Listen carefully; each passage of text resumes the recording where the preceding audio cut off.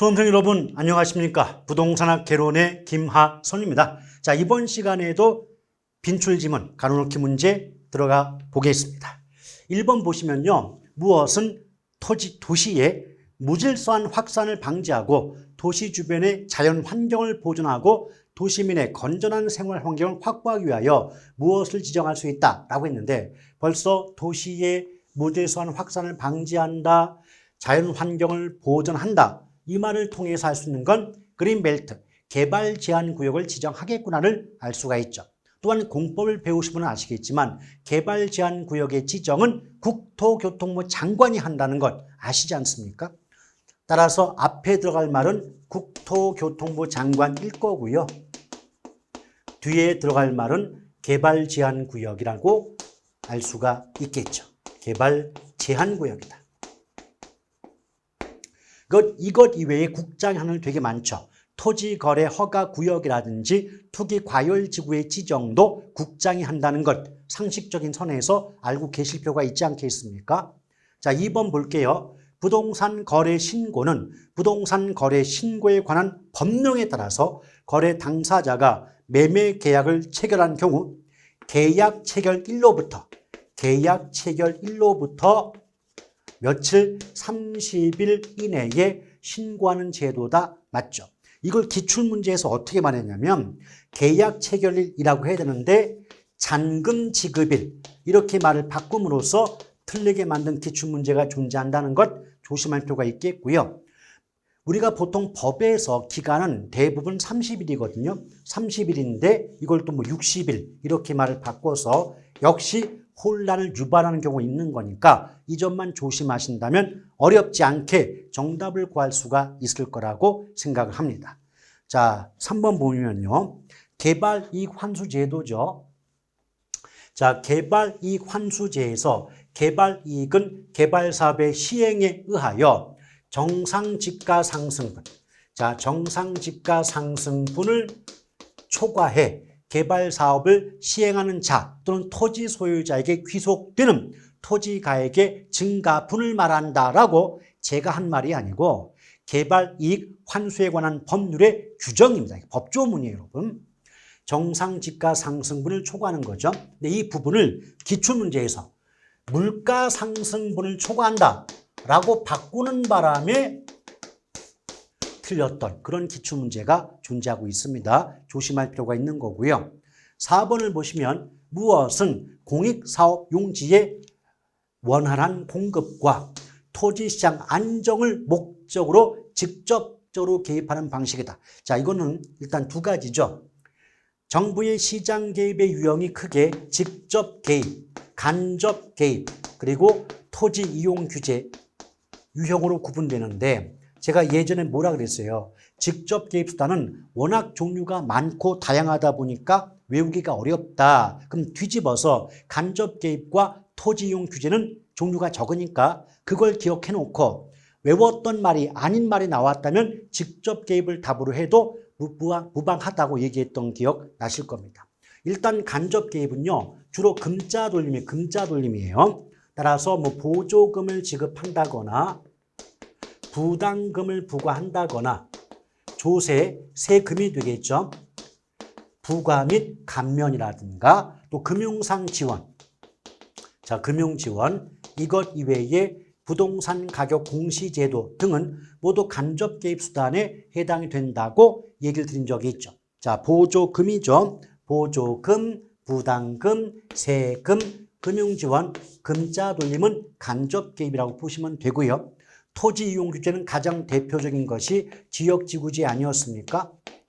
이것 이외에 건축 규제라든가 각종 인허가 등도 모두 토지 이용 규제에 해당이 되죠. 그러면 금자 돌림에다가 지역지구제, 건축 규제, 인허가 이걸 제외한 다른 말이 나오면 직접 개입을 하고 보시면 돼요. 근데 직접 개입 수단도 대표적인 것만 압축한다면 첫 번째 토지 비축제도, 다른 말로 토지은행제도가 있겠죠. 이것 이외에 신도시 개발이라든가 공영개발, 또 토지 수용 방식, 또 가격 통제로서 분양가 규제나 임대료 규제, 또 공공주택의 공급 등은 대표적인 직접 개입 수단에 해당이 됩니다. 그럼 이것 중에 하나가 가로수에 들어갈 말 같은데 공익사업 용지의 원활한 공급과 토지시장 안정에 기여하는 것은 토지 비축제도죠. 다른 말로 토지은행제도라고도 하죠. 근데 우리나라의 토지 비축제도는 개정이 두 가지가 있어요. 자, 토지주택공사에 두 가지 개정이 있습니다. 한 가지가 공공개발용 토지은행. 자, 공공개발용 토지은행과 수급조절용 토지은행 개정 두 가지로 나뉘어지는데요. 공공개발 용도의 토지를 싼 값에 대량으로 확보해 놓고 있다 보니까 공익사업 용지를 원활하게 공급할 수가 있겠고요. 토지의 수요와 공급을 조절할 목적으로 토지를 비축해 놓다 보니까 집가 상승을 억제함으로써 시장 안정에 기여할 수가 있다. 이런 식의 문장이 나올 수가 있는 거죠. 또한 토지 비축 제도는 매입의 주체도 토지주택공사인 것과 마찬가지로 관리의 주체 역시도 토지주택공사가 된다는 차이, 그 공통점 구분하시길 바라겠습니다. 자, 5번 볼게요. 시장에서 어떤 원인 때문에 자원의 효율적 배분에 실패한다. 자원의 효율적 배분에 실패, 그게 시장 실패죠. 마켓 페일러. 시장 실패를 의미한다 라고 보시면 됩니다. 그래서 시장 실패를 해결하고자 정부가 시장에 개입할 수밖에 없는데 그 정부의 시장 개입이 또 다른 부작용을 초래할 때 가버먼트 페일러, 즉 정부 실패가 발생한다라고 얘기하죠. 그러면 시장 실패의 원인에 어떤 것이 있는가? 기억나십니까? 공공재, 외부 효과, 독과점. 물론 독과점 이 말 대신에 불완전 시장이라고 해도 상관없는 거고요. 자, 규모의 경제, 정보의 비대칭성. 이렇게 5가지가 대표적인 시장 실패의 발생 원인이고 이런 것들로 시장 실패가 발생하면 그 자체로 정부가 시장에 개입하는 근거로 작용한다는 그 연결점 잘 기억하실 필요가 있겠습니다. 6번 부동산 가격 공시제도에 있어서 표준지 공시 지가는 누가 공시한다? 국토교통부 장관이죠. 이건 이제 나중에 이제 감정평가는 마지막에 보면 부동산 가격 공시에 관한 법률이 있어요. 거기서 이제 나오는 말들인데 우리가 보통 토지 가격 공시와 주택 가격 공시가 구분되죠. 토지 가격은 또다시 표준지 공시지가와 개별 공시지가 나눠집니다. 또 주택 가격은 크게 단독주택 가격과 공동주택 가격이 구분되고 단독주택은 또다시 표준주택 가격과 개별주택 가격 공시로 나뉘어지죠. 그런데 결론이 뭐냐면 땅이 됐건 집이 됐건 표준자, 표준지, 표준주택, 또 공동까지 합해서 개별만 아니면 높은 분이 나와요. 높은 분. 그래서 국토교통부 장관이 나오게 됩니다. 근데 그에 비해서 땅이 됐건 집이 됐건 개별은 낮은 분이 나오기 때문에 시군구청장, 시장군수구청장이 나올 수밖에 없겠죠. 당연히 국토교통부 장관 나오면 중앙부동산가격공시위원회가 나올 것이고 시군구청장 나오면 당연히 시군구 부동산 가격공시위원회라는 말이 따라 붙을 수밖에 없겠죠. 그러니까 표준자가 붙었으니까 개별이 나왔다면 시장군수구청장이 나왔겠지만 표준자가 붙었으니까 국토교통부 장관자가 나온다. 가볍게 구분하시면 됩니다. 자, 7번 볼게요. 7번 무엇은 토지에 대한 개발과 보존에 문제가 발생할 때 이를 합리적으로 조정한다. 전형적인 문장인데요. 자, 개발과 보존자 나왔죠? 그러면서 합리적 조정 이 말 나오면 이미 정답은 정해져 있습니다. 뭐라고요? 토지 적성평가.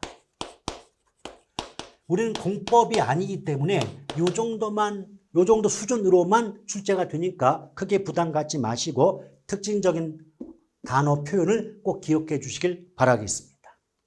자, 그다음 8번은 무엇은 국민기초생활보장법상 수급자에게 주거 안정이 필요한 임차료, 유지수선비 등을 지급하는 거다. 자, 주거 안정이 필요한 비용 등을 지급한다. 그래서 주거급여예요. 주거급여. 자, 이것은 국민기초생활보장법상 주거급여의 뜻이 법으로 규정되어 있는 내용들입니다. 그대로 기억하실 것.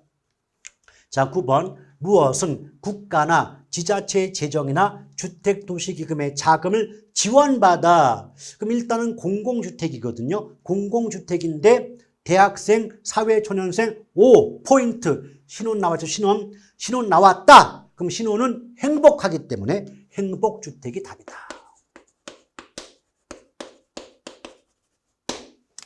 자, 이렇게 보시면 되죠. 자, 마지막 10번입니다. 양도소득세를 중과 너무 무겁게 매겨버리면 부동산 소유자로 하여금 매각을 뒤로 미루게 하는 락인 이펙트, 즉 공급 동결 효과가 발생하는 거죠. 그럼 공급이 얼어붙게 되니까 어떻게 돼요? 양도 차익을 많이 환수해서 집가 상승을 억제하고 싶었던 건데 오히려 공급이 얼어붙음으로써 부동산 가격이 상승할 수가 있다는 것을 잘 기억해 두실 필요가 있겠습니다. 자, 이렇게 해서 빈출 지문의 가로넣기 문제를 마무리 지었네요. 오늘도 화이팅 하시고 보다 열심히 노력하시기를 부탁드리겠습니다. 대단히 수고하셨습니다. 고맙습니다.